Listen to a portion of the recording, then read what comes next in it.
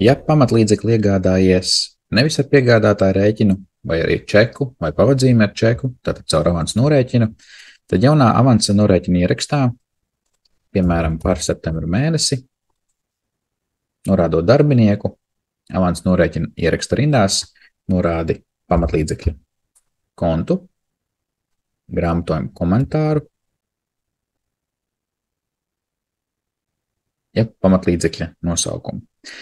Norādi piegādātāju vai attiecīgi to izvēlies no saraksta. Tad šoreiz mums pamatlīdzekli piegādāja Kūkasijā. Norādam dokumentu, tad čeka vai pavada dokumenta, kas apmaksāts ar čeku numuru.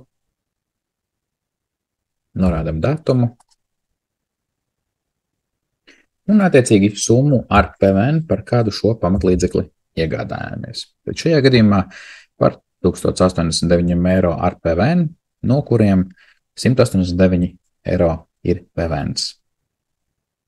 Un attiecīgi, kā piegādātāja rēķinā, tā arī avansa norēķinā, dodies uz sadaļu pamatlīdzekļi, kur izvēlēs darbību veidot jaunu, pasaki, vai tas būs mazvērtīgais inventārs vai nē, šajā gadījumā atstāsim, ka tas nav mazvērtīgais inventārs, un pamatlīdzekļa numuru laukā izvēlies nākamo brīvi pieejamo pamatlīdzekļa numuru.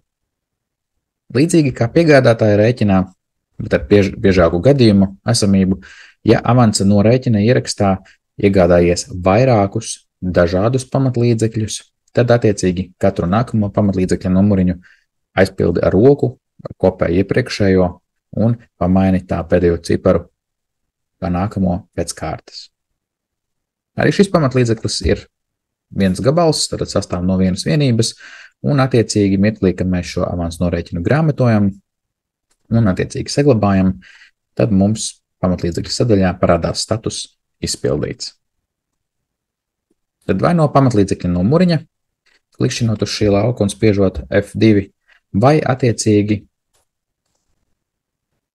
modulī pamatlīdzekļi, pie pamatlīdzekļiem izveidojās pamatlīdzeklis 23008, kur attiecīgi komentāru laukā atnāca grāmatojuma komentāra informācija.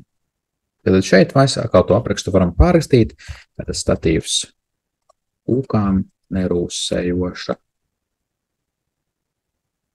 tērauda. Un šajā gadījumā grupa mums būs pārējie pamatlīdzekļi un inventārs, jo tās nav nec mēbeles, nec datori vai telefoni. Ražošanas iekārtas nosaukumu mums nevajag, un attiecīgi arī komentāru vairāk mums nevajag. Bet, neskatoties uz to, ka grupa mums pārējie pamatlīdzekļi un inventārs, šo konkrēto pamatlīdzekli nenolietošu gan 5 gadu laikā, bet attiecīgi samazināšu tā liederīgās lietošanas laiku uz 3 gadiem. Veiktās korekcijas pamatlīdzekļu ierakstā saglabā un attiecīgi pamatlīdzekļu ierakstu aizver ciet.